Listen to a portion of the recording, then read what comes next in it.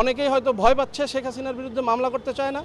অনেকেই হয়তো মনে করছে যে তার অনেক ক্ষতি হবে। আমাকে অনেকেই মামলার আগে বলেছিলেন যে তুমি এটাতে যেও না, কিন্তু শুধুমাত্র বিবেকের তাড়নায় যে এই ছেলেটাকে কেউ কোনোদিন অ্যাটেনশনই দিল না, একটা লোক মারা গেল মাথায় গুলি খেয়ে, কেউ কিছু বললো না, গেলও না তার বাড়িতে, সে বিবেকের তাড়নায় আর থাকতে না পেরে আজকে এসে খুনি হাসিনার এগেনস্টে হত্যা মামলার জন্য আবেদন করেছি। আমরা আজকে ঢাকার সিএমএম কোর্টে এসেছি একজন নিরীহ মানুষের পক্ষে একটা মামলা করতে। আমি যার পক্ষে মূলত মামলাটা করতে আসলাম, যার মৃত্যুর জন্য, ওনার নাম হচ্ছে আবু সায়েদ। ভদ্রলোক পঞ্চগড়ের একজন রিকশাওয়ালা ছিলেন। উনি ঢাকাতে এসছেন 2010 সালে। এরপরে উনি বসিলাতে একটা মুদি দোকান চালাতেন। এই মুদি দোকানের পলিথিন কেনার দিন জন্য উনি 19 তারিখ বিকাল 4টার সময় আনুমানিক রাস্তা পার হওয়ার চেষ্টা করছিলেন। এই সময় পুলিশের গুলিতে ওনার মাথার খুলি উড়ে যায়, মাথা এফোড় ওফোড় হয়ে যায় গুলিতে, এবং ওখানেই উনি মৃত্যুবরণ করেন। পরবর্তীতে এই লাশটা ঢাকায় কোনো রকম পোস্টমর্টেম অথবা কোনো কিছু না করে আনআইডেন্টিফাইডভাবে আপনার পঞ্চগড়ে পাঠিয়ে দেওয়া হয়, এবং তাকে শহীদ অথবা অন্য কোনো কিছুতে কাউন্টেড না করেই লোকালি তাকে ওখানে দাফন করা হয়। আমি যখন এই বিষয়গুলো নিয়ে একটু খোঁজখবর করার চেষ্টা করি একজন সাধারণ নাগরিক হিসেবে, আমি দেখলাম যতগুলি হত্যা হয়েছে সবারই কেউ না কেউ আছেন, বা সবার নামে মিডিয়াতে কোনো না কোনোভাবে এসেছে, বা তারা বিভিন্ন রকম মিডিয়ার অ্যাটেনশন পাচ্ছে। কিন্তু এই ছেলেটাই একমাত্র ব্যক্তি যে যার কথা কেউ কখনো বলেনি।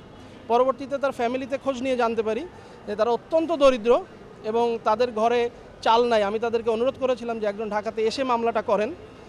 তো তখন তার স্ত্রী এবং সন্তান জানায় যে একটা ছেলেই তার আছে, মেয়েটার বিয়ে হয়ে গেছে, তাদের ঘরে চাল নাই, তারা আসতে পারবে না ঢাকাতে, তাদের এই খরচ দেওয়ার সামর্থ্য নাই, এবং তাদের কৃষি ব্যাংকের একটা লোন আছে প্রায় 1.5 লক্ষ টাকার। এটা নিয়ে তারা এই অবস্থাতেও কৃষি ব্যাংক তাদেরকে প্রেশার দিচ্ছে। তো অবশেষে বিবেকের তাড়নায় আর থাকতে না পেরে আজকে এসে খুনি হাসিনার এগেনস্টে হত্যা মামলার জন্য আবেদন করেছি। কোর্টে এই আবেদনের রেজাল্ট এখনও পেন্ডিং আছে। আমরা আশা করছি কিছুক্ষণের ভিতরে কোর্ট আদেশ দিবেন। মামলার প্রধান আসামি শেখ হাসিনা, এরপরে আওয়ামী লীগের সেক্রেটারি ওবায়দুল কাদের, এবং তারপরে শেখ হাসিনার খুনি পুলিশ বাহিনী, যারা আসলে এই খুনের এবং যে গুমের, শুধু তাই না, মানে জুলাইয়ের সমস্ত খুনের দায়ভার যে পুলিশ বাহিনীর কাছে, সেই পুলিশ বাহিনীর প্রধান সাবেক আইজিপি, সাবেক ডিএমপি কমিশনার, ডিএমপির সাবেক ডিবির অফিসার যারা ছিল তারা, এবং 3 জন রাজনৈতিক ব্যক্তিত্ব, স্বরাষ্ট্রমন্ত্রী ওবায়দুল কাদের এবং তৎকালীন বাংলাদেশের প্রধানমন্ত্রী শেখ হাসিনা। আমি বিচার তো হত্যার বিচার সর্বোচ্চ যেটা হয় ফাঁসি, আমি সেটাই চাই। তারপরেও আমার কথা হচ্ছে যে শুধু এই একটা না, জুলাইতে সমস্ত বাংলাদেশে যত মানুষ, যত ছাত্র, যত শিশু, যত বৃদ্ধ, প্রত্যেকের খুনের বিচার চাই।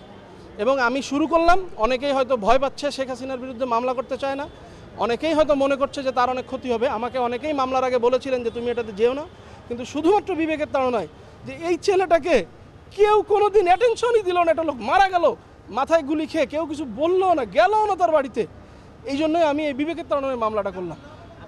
আমার নাম আমির হামজা শাতিল, আমি একজন সাধারণ ব্যবসায়ী, আমার একটা গরুর খামার আছে কল্যাণপুরে। না, আমি আমার সাহস নিয়ে থাকবো, এরপরে যা হয় ফয়সালা তো আল্লাহর পক্ষ থেকে আসে, যা হয় এটা হবে।